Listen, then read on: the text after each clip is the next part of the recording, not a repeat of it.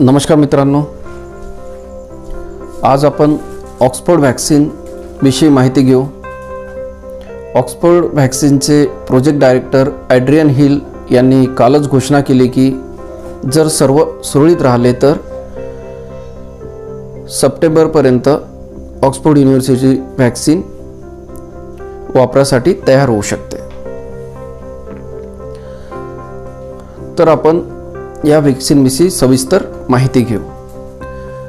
ही जी Oxford युनिव्हर्सिटीने तयार केलेली vaccine जी आहे ती ऑलरेडी क्लिनिकल ट्रायल्समध्ये, ॲनिमल स्टडीज आणि फेज 1 मध्ये सेफ आढळून आली आहे आणि आता ह्या वॅक्सीनच्या 3rd फेज ट्रायल्स म्हणजे 3ऱ्या फेजच्या ट्रायल्स सुरू होत आहेत। इंग्लंडमध्ये जवळजवळ 10,260 जनावर ह्या वॅक्सीनची ट्रायल करण्यात येणार आहे आणि हिच्या ज्या 3ऱ्या फेजमध्ये ज्या ट्रायल्स होणार आहेत त्या ब्राझील आणि साऊथ आफ्रिकेतसुद्धा होणार आहे। ब्राझील आणि साऊथ आफ्रिकेमध्ये सध्या कोरोना व्हायरसचे पेशंट्स हे वाढलेले आहेत, तिथली संख्या ही दिवसेंदिवस वाढत आहे। त्यामुळे ह्या वॅक्सीनच्या ज्या ट्रायल्स आहेत त्यामध्ये ब्राझील आणि साऊथ आफ्रिका इथे सुद्धा व्हॉलंटियर्स रिक्रूट करून त्यांच्यावर प्रयोग सुरू करण्यात आलेले आहेत। तर कोणतीही वॅक्सीन ही मार्केटमध्ये येण्या अगोदर तिला विविध फेजेसमधून जावं लागते। सुरुवातीला लॅबोरेटरीमध्ये तिच्यावरती रिसर्च होतो, त्यानंतर जो वॅक्सीन कॅन्डिडेट तयार होतो त्याची ॲनिमल्सवरती स्टडी होते। तर या वॅक्सीनची सुरुवातीला मॅके मंकीजवरती स्टडी करण्यात आली, नंतर हिच्या फेज 1 आणि फेज 2 ट्रायल्ससुद्धा झाल्या। तर या फेज 1 आणि फेज 2 ट्रायल्समध्ये ही सेफ आढळून आलेली आहे आणि ज्यांना ही वॅक्सीन दिली त्यांच्या शरीरामध्ये व्हायरस विरुद्ध लढण्यासाठी अँटीबॉडीसुद्धा आढळून आलेले आहे। तर ॲक्च्युली वॅक्सिनचं कार्य कसं असतं की एखाद्या व्यक्तीला जर ही वॅक्सिन मिळाली तर त्याच्या शरीरामध्ये त्या व्हायरस विरुद्ध प्रतिकारशक्ती तयार होते। ही जी वॅक्सिन असते तो व्हायरसचा काही पार्ट किंवा निष्क्रिय केलेला व्हायरस असतो, तो शरीरामध्ये इन्फेक्शन कॉज करू शकत नाही, परंतु जो शरीरामध्ये दिल्यानंतर शरीरामध्ये त्या व्हायरसविरुद्ध लढण्याची प्रतिकारशक्ती येऊन जाते। त्यामुळे भविष्यामध्ये जर रिअल व्हायरसने अटॅक केला, हल्ला केला तर ही जी इम्युनिटी आहे ती आपला बचाव करते। तर आता ही जी वॅक्सिन आहे हिची एंट्री ही 3rd फेजमध्ये झालेली आहे, म्हणजे ही शेवटची फेज असते ट्रायलची। आता या ट्रायल्समध्ये जरी सक्सेसफुल राहिली, याचे रिझल्ट्स हे जुलै-ऑगस्टपर्यंत येतील आणि यामध्ये जरी सक्सेसफुल राहिली तर पुढे याचं ॲप्रोव्हल, मॅन्युफॅक्चरिंग आणि मार्केटिंग सुरू होऊन जाईल। तर ॲक्च्युली कोणत्याही वॅक्सिनला या सर्व स्टेजेसमधून जाण्यासाठी, तिचं ॲप्रोव्हल येण्यासाठी आणि मार्केटमध्ये अवेलेबल होण्यासाठी जवळजवळ 5 ते 10 वर्ष लागतात। तर मग हे ऑक्सफोर्ड युनिव्हर्सिटीने एवढ्या कमी वेळामध्ये, म्हणजे बघा डिसेंबरला कोरोना व्हायरसची फर्स्ट केस डिटेक्ट झाली, त्यानंतर पहिल्या आठवड्यामध्ये चायनाने हा जो व्हायरस आहे याचा जेनेटिक कोड रिलीज केला आणि चायनाने जेव्हा जेनेटिक कोड रिलीज केला त्याच वेळेस ऑक्सफोर्ड युनिव्हर्सिटीमध्ये काम सुरू झाले। तर बघा 6 ते 8 महिन्याचा हा जो वेळ आहे यामध्ये ऑक्सफोर्ड युनिव्हर्सिटीने या वॅक्सिनवरती कार्य केलेले आहे आणि हे कार्य प्रगतीपथावर आहे। तर हा जो कमी वेळ लागला याचं कारण आहे की ॲक्च्युली पूर्ण जगामध्ये कोरोना व्हायरसने थैमान घातलेले आहे, लाखो लोकांच्या डेथ होत आहे। त्यामुळे सर्व ज्या ॲप्रोव्हलच्या प्रोसिजर्स आहेत, ज्या ट्रायल्स आहेत त्या फास्ट होत आहेत। आणि दुसरी गोष्ट म्हणजे या व्हायरसमध्ये जो ॲडिनो व्हायरस यूज केलेला आहे, म्हणजे ॲक्च्युली ह्या वॅक्सिनचंच नाव ChAdOx1N-CoV आहे। यामध्ये CH म्हणजे चिंपांजी, त्याच्यानंतर AD adenovirus, Ox it stands for Oxford University आणि N-COVID-19 नॉव्हेल कोरोना व्हायरस। तर ही जी वॅक्सिन आहे ही तयार केलेली आहे चिंपांजीमध्ये आढळणाऱ्या ॲडिनो व्हायरसपासून। ॲक्च्युली हा जो ॲडिनो व्हायरस आहे हा कॉमन कोल्ड कॉज करतो चिंपांजीजमध्ये आणि या ज्या व्हायरसला आहे विकन करून त्याची जी शक्ती असते तिला निष्क्रिय करून इवन हा मानवी शरीरात गेल्यावर हा मल्टिप्लाय होऊ शकत नाही, म्हणजे 2चे 4, 4चे 8 ही प्रक्रिया होऊ शकत नाही. तर हा व्हायरस वापरून याच्यामध्ये कोरोना व्हायरसचं जे जेनेटिक मटेरियल ते टाकण्यात आलं. म्हणजे कोरोना व्हायरसच्या बाह्य पृष्ठभागावर जे स्पाइक प्रोटीन्स असतात त्याचे जे जेनेटिक कोड आहे तो ह्या ॲडिनो व्हायरसमध्ये ॲड करण्यात आला. त्यामुळे हा मानवी शरीरामध्ये ही जी व्हॅक्सिन दिल्यानंतर जो स्पाइक प्रोटीन आहे त्याच्याविरुद्ध प्रतिकारशक्ती तयार होते. त्यामुळे भविष्यामध्ये जर कोरोना व्हायरसचं इन्फेक्शन झालं तर या स्पाइक प्रोटीनपासून हा व्हायरस काय करतो, आपल्या शरीरात पेशी असतात त्यांना अटॅच होतो, पेशींमध्ये जातो आणि आपल्या पेशींनाच स्वतःची फॅक्टरी बनवून आपलं पुनरुत्पादन सुरू करतो. म्हणजे 2चे 4, 4चे 8, 8चे 16 असे लाखो व्हायरस शरीरामध्ये तयार होतात. समजा एक स्पाइक प्रोटीन आहे, हाच जर पेशीला अटॅच होऊ शकला नाही तरी पुढची प्रक्रियाच होणार नाही. जर समजा ही व्हॅक्सिन सक्सेसफुल राहिली तर ही या स्पाइक प्रोटीनला निष्क्रिय करू शकेल. ॲक्च्युली ही जी व्हॅक्सिन तयार करण्यात आली आहे ज्या ॲडिनो व्हायरसचा वापरून करून, त्याच्यावरती ऑलरेडी जनरल इन्स्टिट्यूट येथे काम सुरू होते. हा ऑक्सफोर्ड युनिव्हर्सिटीचाच भाग आहे. त्या ठिकाणी डॉक्टर सारा गिल्बर्ट यांच्या मार्गदर्शनाखाली मर्स या आजाराविरुद्ध व्हॅक्सिन शोधण्याचे काम चालू होते. मर्स हा कोरोना व्हायरसचेच एक प्रकारच्या व्हायरसपासून होणारा आजार आहे. हा कोरोना व्हायरसचा दुसरा प्रकार आहे, त्याला मिडल ईस्ट रेस्पिरेटरी सिंड्रोम म्हणतो. त्याचे जे कोरोना व्हायरस आहे ते कॅमल्समधून माणसामध्ये ट्रान्समिट होतात.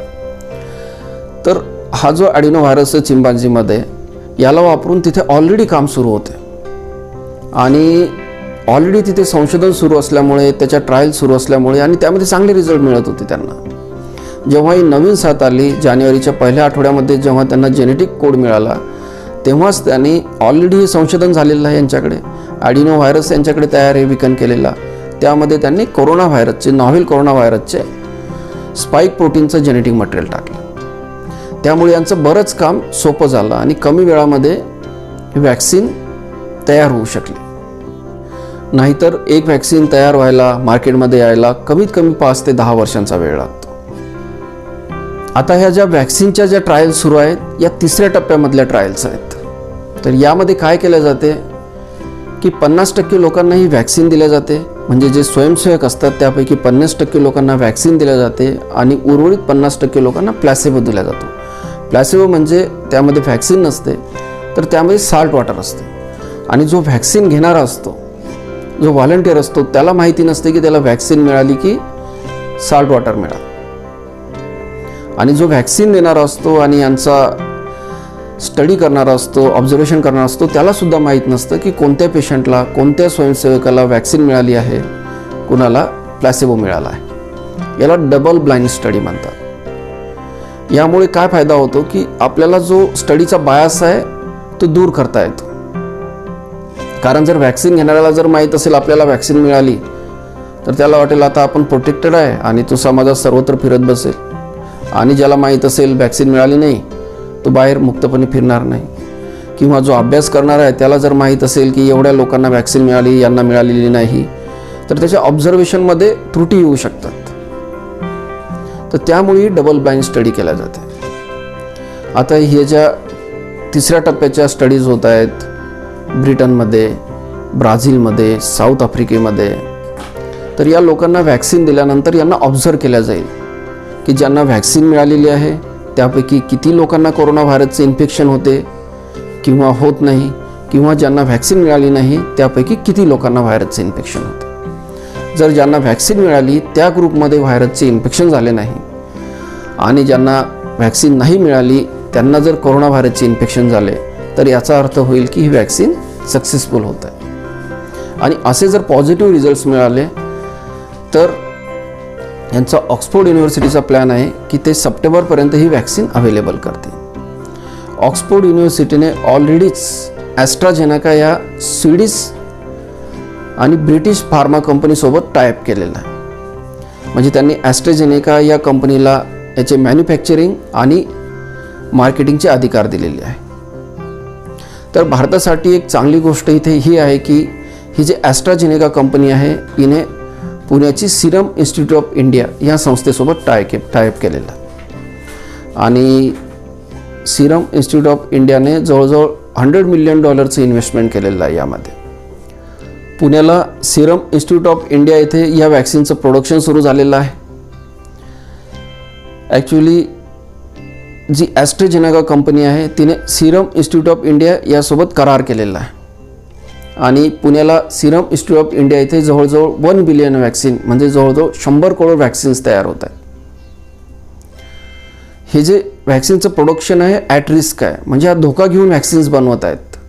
कारण समजा ही वॅक्सिन सक्सेसफुल झाली नाही तर यांना हा सर्व तोटा होईल.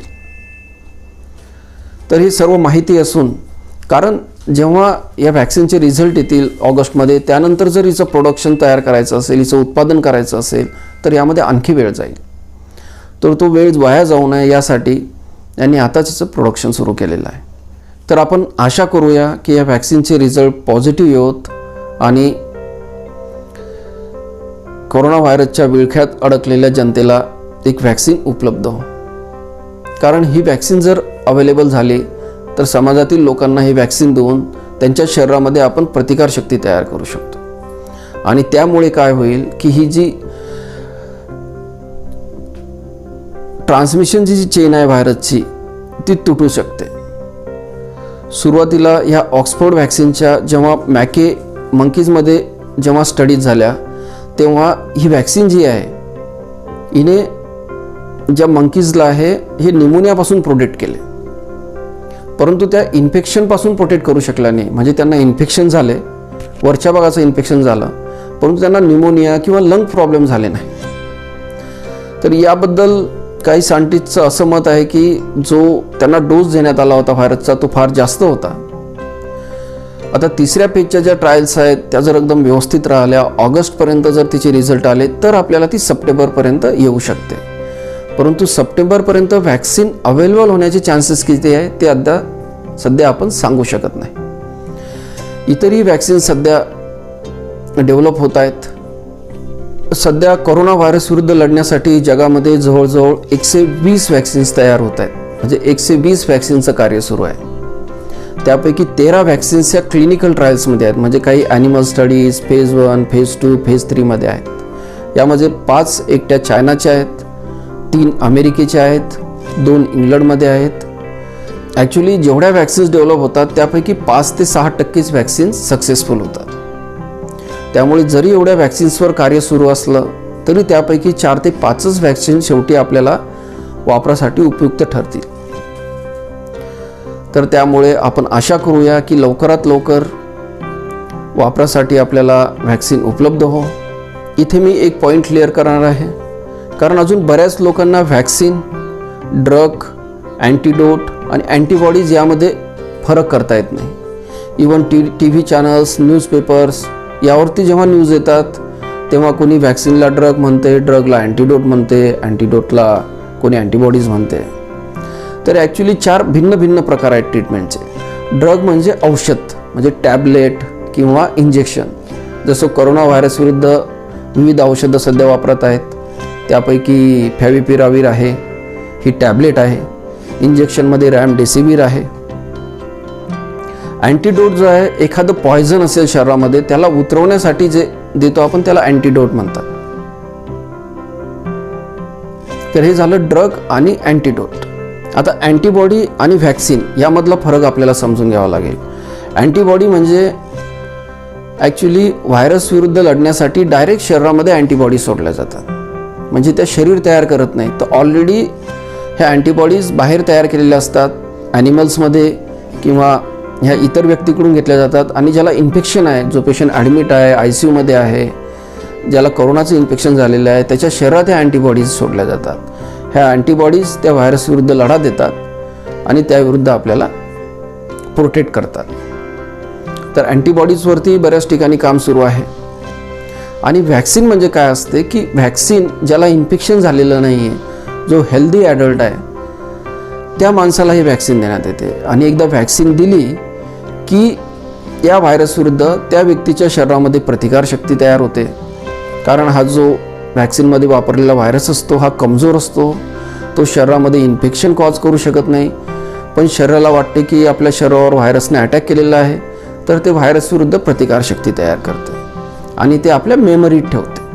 सर जेव्हा भविष्यात आपल्याला ॲक्च्युअल व्हायरसचा, रिअल व्हायरसचा म्हणजे खरोखर व्हायरसने अटॅक केला तर ही जी प्रतिकारशक्ती आपल्या मेमरीत असते, स्मरणशक्तीत असते, ती लढायला सज्ज होते आणि आपण त्या इन्फेक्शनपासून वाचतो. तर याला व्हॅक्सिन म्हणतात. तर हे 4 वेगवेगळ्या गोष्टी आहेत: ड्रग, अँटीडोट, अँटीबॉडीज आणि व्हॅक्सिन. तुम्हाला इतर काही शंका असतील तर तुम्ही खाली कमेंट बॉक्समध्ये विचारू शकता.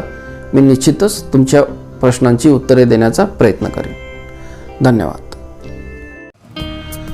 Please like and share this video to spread this information and subscribe channel Dr. More's Health Tips to get authentic knowledge about medical topics. Also press bell icon button and set it on all to get notifications regularly.